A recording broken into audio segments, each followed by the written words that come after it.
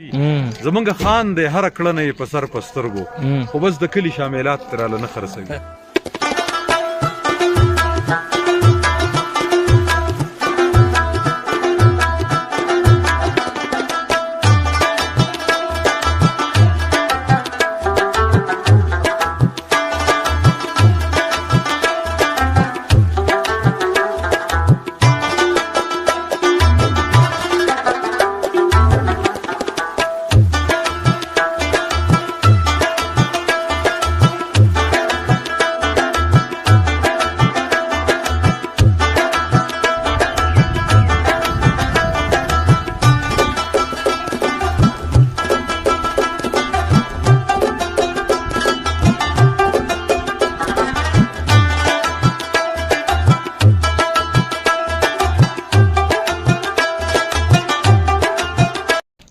سلامونه اتل صاحب پړچینار دی یخې هواګانې دي جون میاشت خو موسم ښه برابر دی څنګه لګي پړچینار درته؟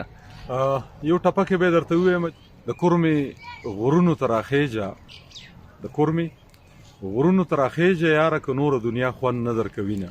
څه خبرې په دې سیمه په دغه فضا کې شته چې فکرونه او احساسات بوږنوي. ښکلې ده او ژوند راپورتاژ دی ژوند په هکله څه وایي؟ نو ژوند په هکله خو پرون داود صاحب هم ویلي ژوند ښکلی دی په موږ پورې ده. که چېرته موږ ووایو چې ژوند تور دی بیا تور دی، که موږ ووایو چې سپین دی بیا سپین دی. په ذهن د اور د سرو لمبو تصور خور دی د یرې د ایمان د کوره نه وځي دا خلک. او پړچینار ده ښکلې ده که خو ډېره ښکلې ده خو تعلیم وجې سره ډېره پاتې ده. نه تعلیم دلته شته، تعلیمونه دلته ډیر دي، دلته پرایویټ سیکټر کې هم خلک کار کوي، دلته کالجونه هم شته، دلته هر څه شته.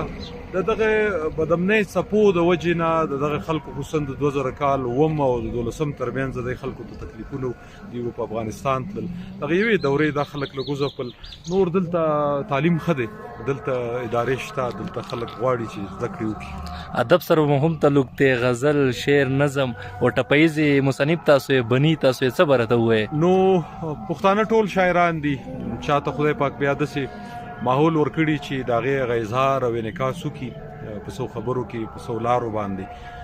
څه خلک د ژوند په نورو بوختیاو کې ښکیل شي.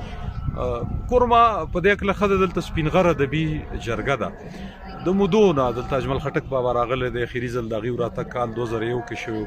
هغه خلک خپلې هلې ځلې کوي، زه هم ورته ورځم په دغه هیله چې د پېښور نه لرې ده.